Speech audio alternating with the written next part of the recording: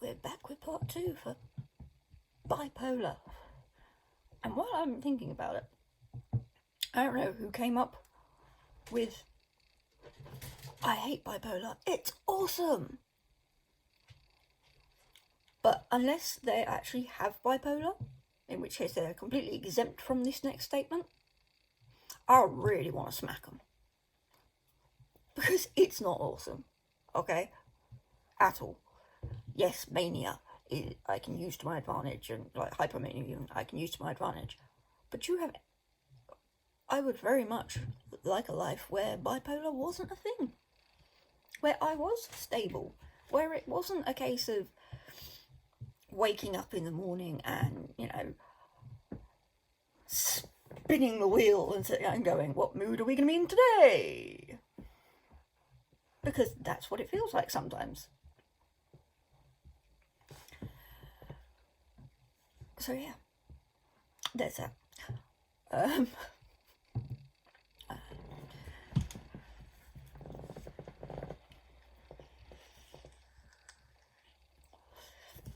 Here is something with bipolar that I experienced, that I know exists. I know it's actually a thing. It's not just me. I haven't actually met anyone else that experiences them. But there's this thing called mixed episodes. Oh, they're so much fun. Because I am so productive. I am getting everything done. Yay! I'm gonna go kill myself. What? Or I am so depressed I cannot leave my bed, but my brain is going 900 miles a second. And I have all these amazing ideas for writing, crafting,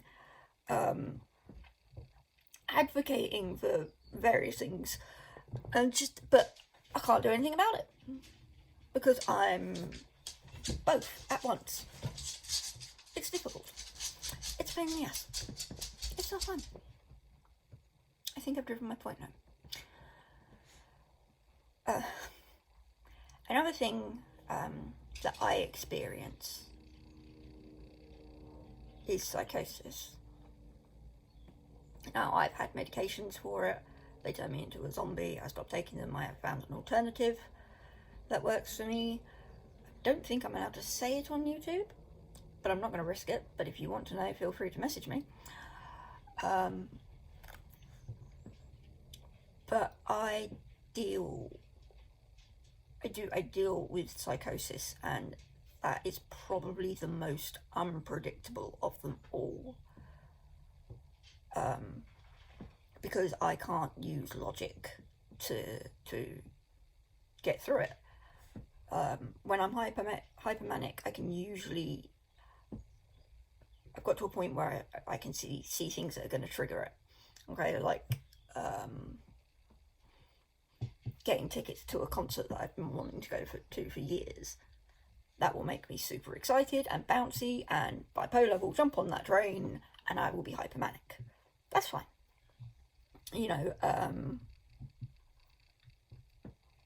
Last year I lost my nana, and it was heartbreaking, and that triggered depression. This time round my eyesight has taken a dip, and I'm having to adjust to how I see things now, or can't see things now, and that triggered depression because it's depressing. I'm losing my sight, but I can apply logic to that. Psychosis, not so much. That just happens as and when it decides. I do have precursors sometimes, and if I'm paying attention, I can use my coping mechanism, for lack of a better word, to sometimes knock it on the head. But if it's a particularly bad psychotic episode that's coming on, I can bring it down a notch. so it's not as intense.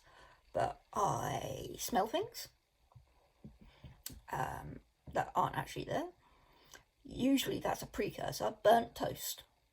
If I can smell burnt toast, I can't tell you the amount of times I've had to go downstairs in my house to look to see if someone's making toast. Because if they are, I'm golden. If they're not, uh-oh.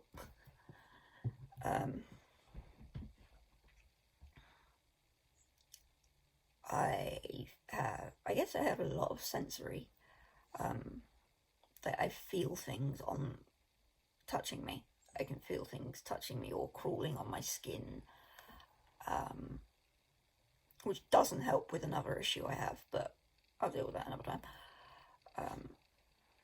I see shadow people, which is fun. I haven't experienced them in a while, which is good. They tend to be when it's quite bad that I get the shadow people. And then I get voices. I get voices in varying stages. I have the voices of that sound like someone's left the TV on in a room and you can hear the conversation on TV, but you can't quite make it out. Many times I've gone to make sure that no one's fallen asleep with the TV on. Then I get the ones that are, contained, like, in my head, which is, I guess, more like the easiest way to explain that would probably be like intrusive thoughts. But then I do get the ones that are outside. And I have different ways of dealing with them. I tell my friends, I have, my best friend lives in America. So the different time zones help, because when this stuff kicks up in the middle of the night, they're awake. So I can bug them. I also have a very, very supportive family. I'm very lucky. I know I am, with how supportive my family are of everything that I live with. Because it's not easy for them either, because, they have to watch this stuff happening. They have to deal with me when I'm not so pleasant. I'm very, very lucky when it comes to my family. I'm very lucky with the friends I have in my life that really are. People say they always say ride or die. But this isn't ride or die. This is welcome to Sam's roller coaster, and if you survive, we like you. And I have a few of them, so I'm very lucky.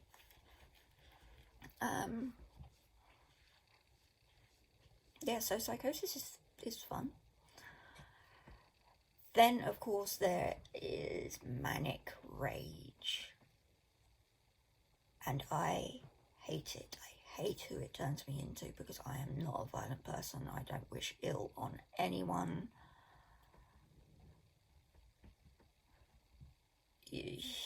But manic rage it's like Bruce Banner turning into the Hulk. That's the only way I can think of to describe it. And what's horrible, especially for me, is there are people in my life that I love to the end of the earth, and they trigger me. And I hate it. I genuinely hate it, because, these are people I love. I don't think these things about them. And I never act on them. Thank God. That would be scary. I would honestly put myself back in the hospital before, if I ever thought I was going to act on anything like that. Because it's just that it makes no sense that you're just angry. It's angry doesn't even cover it. It's just... it's the proverbial seeing red. It's just that having someone, like if you do, like for me, if I have someone that triggers, that just their presence sets me off and I just want to, you know, throttle them, or worse. So I can't spend that much time around them, which is horrible. And even though I know I would never act on these things, you know, never in a million years, but there's always that fear in the back of my mind of, but, you know, what if I am already in a manic rage and then they actually do something to annoy me or upset me or whatever, like, what am I going to do then? I have different ways of coping with that. I turn myself into a mini choo-choo train. I will... there's chain vaping, and then there's me manic rage. And I also have Bose noise cancelling headphones. Doesn't matter that they're Bose, I don't know why I said that, but I have noise cancelling headphones and I put them on and I blast the angriest music. I have a playlist. I blast the angriest music I have. You know, I blast Slipknot, Rammstein,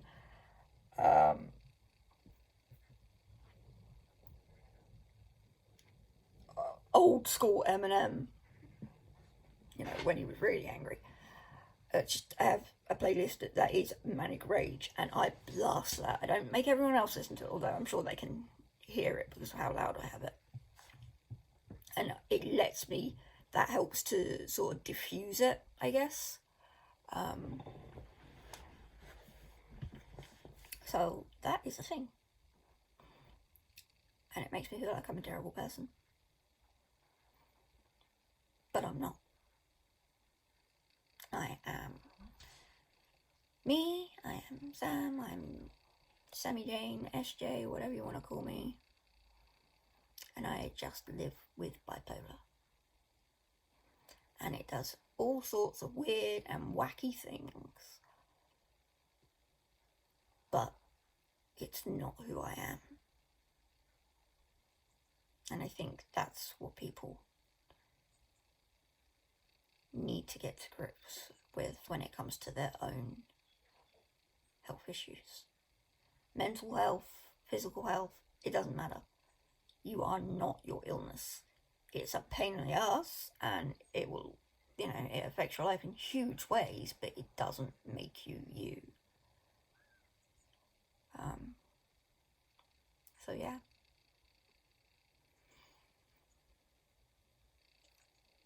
There's just...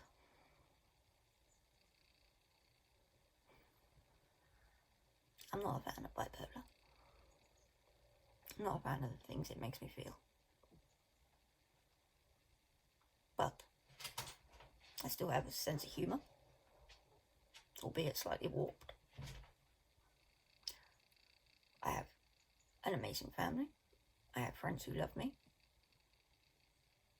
I have a roof over my head.